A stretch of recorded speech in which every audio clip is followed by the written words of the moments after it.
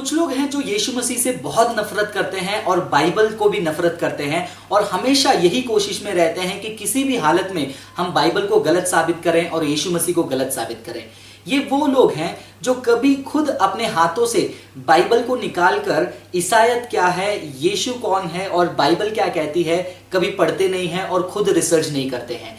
ये वो लोग हैं जो सिर्फ और सिर्फ इंटरनेट में आने वाली बातों को, फेसबुक में आने वाले फोटो को और यूट्यूब में आने वाली वीडियो के ऊपर भरोसा कर कर क्रिश्चियन लोगों के साथ आर्ग्यू करने चले जाते हैं, वाद विवाद करने चले जाते हैं और उनको गलत साबित करने की कोशिश करते हैं और ये भी बताने की कोशिश करते हैं कि बाइबल गलत है, ईसाईयत गलत है और यीशु मसीह भी गलत है।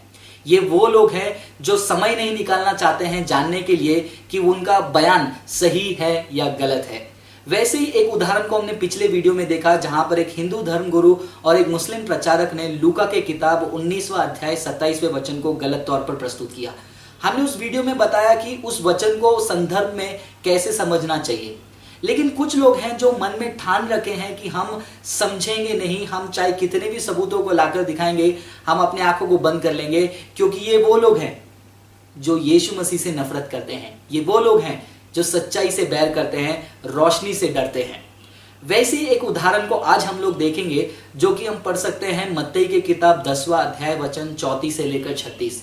ये वचन को लेकर आकर कुछ लोग ये कहने की कोशिश करते हैं कि यीशु मसीह शांति का राजकुमार नहीं, यीशु मसीह ये दुनिया में एक दूसरे के विरुद्ध लोगों को भड़काने के लिए आया। तो चलिए हम वो वचन को पढ़कर देखते हैं और जानेंगे उसका अर्थ क्या है। मत्ती 10वां अध्याय वचन 34 से लेकर 36।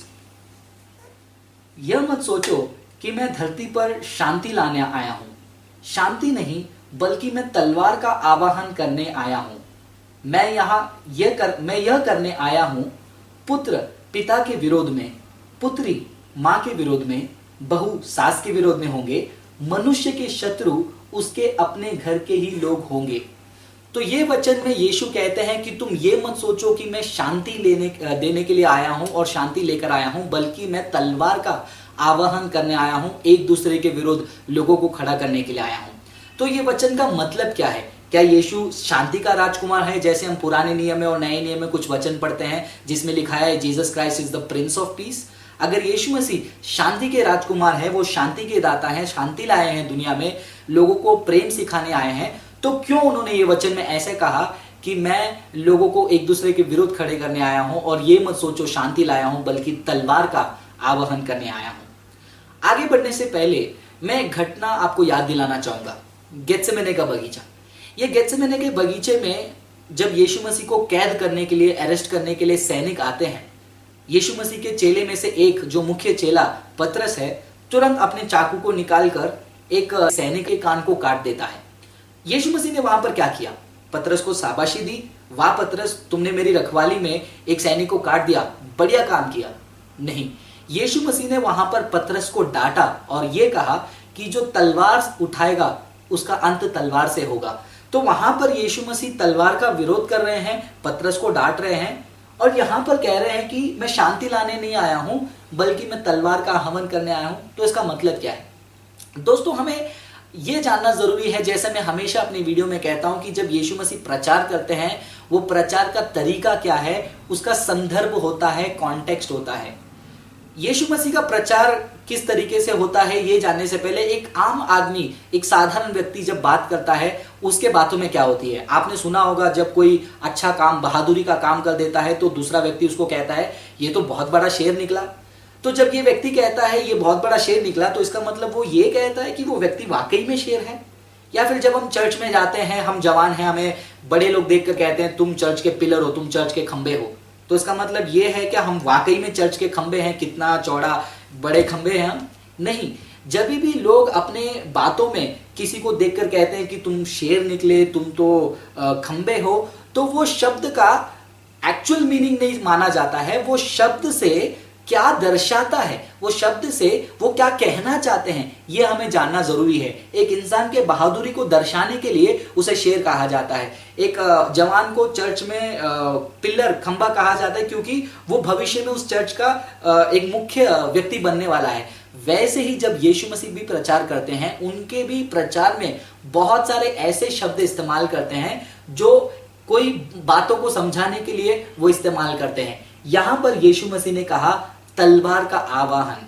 तो हमें जानना जरूरी है कि वो शब्द तलवार का मतलब क्या है, वो किस बात को दर्शाता है। जब तलवार की बात करते हैं, तलवार किस लिए इस्तेमाल किया जाता है? काटने के लिए, अलग करने के लिए। आगे का वचन क्या लिखा है? आगे का वचन कहता है पुत्र पिता के विरोध में, पुत्री मां के विरोध में, बहू सास के विरोध में होंगे, मनुष्य के शत्रु उसके घर के ही लोग होंगे। तो दोस्तों मैं आपको यह चीज बताना चाहूंगा, यदि कोई व्यक्ति कोई मुस्लिम धर्म से है या हिंदू धर्म से है या फिर कोई भी विश्वास से है, वो अचानक यीशु मसीह को स्वीकार करता है, यीशु मसीह के प्रेम को देखकर, उनके सूली के दशा को देखकर, यीशु मसीह के बलिदान को देखकर वो बहुत ही मोहित होकर, बहुत ही मन में फील कर कि भैया यीशु मसीह इतना प्यार करता है मुझसे, ऐसे परमेश्वर, ऐसे मुक्तिदाता को मैं कैसे भुला सकता हूँ, कैसे छोड़ सकता हूँ। ये बोलकर जब वो व्यक्ति यीशु के पास आता है तो क्या उसके घर वाले उसको पार्टी देंगे, उसकी तारीफ करेंगे, ये बोलेंगे कि वाह बेटा कि मैंने तुमको 20-25 साल से इतना खिलाया पिलाया, मैंने तुमको पढ़ाया, इतने साल से तुम नमाज पढ़ते थे, इतने साल से तुम ग्रंथ गीता पढ़ते थे, तुम आज तो क्रिश्चियन बन गए, वाह तारीफ है आपकी, ऐसे उनकी तारीफ करेंगे? नहीं, वो परिवार के लोग ये लड़के के विरोध उठेंगे। ये है वो वचन का मतलब। और वो घर वालों को लगेगा कि ये लड़का इतने साल से हमारे साथ था, आज खुद निर्णय लेकर हमारे विरोध खड़ा उठा है। तो ये वचन जो कहता है कि पुत्र पिता के विरोध में, यानी कि मान लो अगर पिता ने यीशु मसीह को स्वीकार किया या फिर पुत्र ने यीशु मसीह को स्वीकार किया, तो ऐसा हो सकता है कि पिता को लगेगा कि मेरा बेटा मेरे विरोध हो गया, या फिर पुत्र को लगेगा कि मेरा पिता मेरा विरोध कर रहा है, क्योंकि यीशु मसीह को स्वीकार करना। दोस्तों हम ऐसे बहुत सारे उदाहरण को देख सकते हैं जहां पर यीशु मसीह को स्वीकार करने के कारण परिवार वाले उस व्यक्ति का कत्ल तक कर चुके हैं। हम ऐसे भी उदाहरण देखते हैं जो घर से भी लोग निकाल दिए जाते हैं। तो ये वचन जो तलवार कहते हैं यीशु मसीह, वो एक्चुअल तलवार को, एक्चुअल चाकू को नहीं दर्शाता है, बल्कि ये दर्शाता है कि जब हम यीशु को स्वीकार करते हैं दुनिया हमसे नफरत करेगी। तो क्या इसका मतलब ये है कि यीशु मसीह ने दुनिया में शांति नहीं लाया?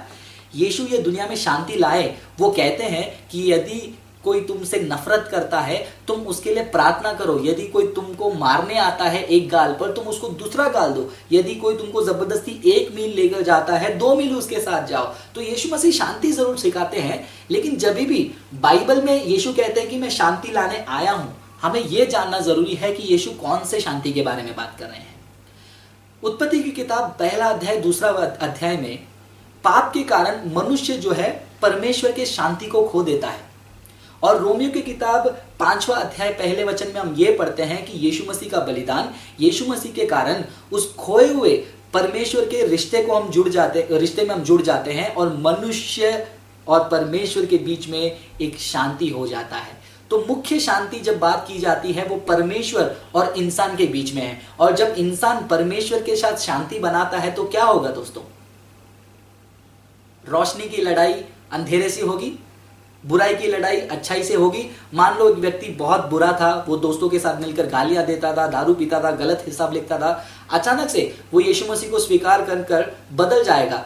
उसको वो सारी चीजें छोड़ने पड़ेंगे जो उसे पाप में लेकर जाता है। क्या इसके वजह से उसके दोस्त उससे बैर करेंगे, उसके विरुद्ध उठेंगे और ये भी सोचने लगेंगे कि ये गलत हिसाब लिखना छोड़ दिया है, इसके वजह से हम फंसेंगे, ये तो हमारे विरुद्ध खड़ा हो गया है? तो ये वचन उस बात को दर्शाता है कि जब हम यीशु मसीह के पास जाएंगे लोग हमसे नफरत करेंगे और उनको लगेगा कि हम उनसे नफरत कर रहे हैं। लेकिन सच ये है दोस्तों कि हम यीशु मसीह के साथ शांति में आ रहे हैं तो हम में ये दुनिया में फर्क होगा और उस फर्क को दुनिया स्वीकार नहीं कर सकती है। जैसे हम यूहन्ना की किताब 1 अध्याय में पढ़ते हैं कि यीशु मसीह को भी उनके लोगों ने स्वीकार नहीं किया। तो यीशु मसीह के आगमन से उनके और उनके परिवार के बीच में ही जो है तलवार आ गया है। आज एक उदाहरण देता हूं, जब मैं 2007 और 8 में यीशु मसीह को पूरी तरह मैंने स्वीकार किया, एक बार शाम को प्रार्थना करके घर पर आया तो मेरे घर वालों ने मेरा जो कपड़ा है वो सब बांध के रखा था और जैसे मैं दरवाजे में आया वो कपड़े का बंडल मेरे मुंह पे फेंक दिया गया कि तुम घर से चले जाओ। तो उस समय में मुझे लगा कि मेरे घर वाले मेरे विरुद्ध खड़े हो गए और मेरे घर वालों को लगा कि इतने साल से हमने इसको पाला लेकिन अब ये पूरी तरह यीशु मसीह को स्वीकार के उन्हीं के पीछे जा रहा है, प्रार्थना में लगा हुआ है। उनको लग रहा था कि मैं उनके विरुद्ध हो गया। तो यीशु मसीह ये वचन से ये दर्शाने की कोशिश कर रहे हैं दोस्तों, वो ये नहीं कह रहे हैं कि जाओ तुम घात करो, कत्ल करो, एक दूसरे के साथ लड़ाई करो। लेकिन ये बात याद रखिए, अगर लोग आपसे नफरत करते हैं, यीशु मसीह यूहन्ना के किताब 15वां अध्याय 18 वचन में कहते हैं, तुम बिल्कुल निश्चिंत रहो और ये जान लो कि जब लोग तुमसे नफरत करते हैं, ये जान लो कि तुमसे नफरत करने से पहला लोगों ने यीशु मसीह से नफरत किया है। तो शांति की बात होती है परमेश्वर और मनुष्य के बीच में। तो ये वचन का संदर्भ ये है, ये वचन का मतलब ये है, जो सिर्फ और सिर्फ इंटरनेट के सहारे पे हैं, जो सिर्फ और सिर्फ यीशु मसीह को बदनाम करने में तुले हुए हैं, वो ये सत्य को सुनेंगे तो भी वो समझने की कोशिश नहीं करेंगे, कमेंट में फिर से गालियां लिखेंगे। हम प्रभु यीशु मसीह के प्रेम के लिए इस दुनिया में जी रहे हैं, लेकिन उसी समय हम ये दुनिया के साथ शांति नहीं बना सकते हैं, दुनिया के पाप के साथ शांति नहीं बना सकते हैं। जब दुनिया के साथ हम शांति नहीं बनाएंगे तो उनको लगेगा कि हम उनके विरोध हो गए हैं, हमारे विरोध वो हो जाएंगे। ये है मत्ती 10वां अध्याय वचन 34 से लेकर 36। तो खुशखबरी है जब यीशु कहते हैं कि मैं तलवार लाया हूं, वो तलवार किसके बीच में है? वो तलवार अंधेरा और रोशनी के बीच में है, वो तलवार बुराई और अच्छाई के बीच में है, और ये तलवार अच्छा है। आप शब्द को उसके संदर्भ में समझिए। प्रभु आपको आशीष करे। ऐसे अनेक वीडियोस को देखने के लिए हमारे चैनल को सब्सक्राइब करें, बेल आइकॉन प्रेस करें और वीडियो को लाइक जरूर करें। धन्यवाद।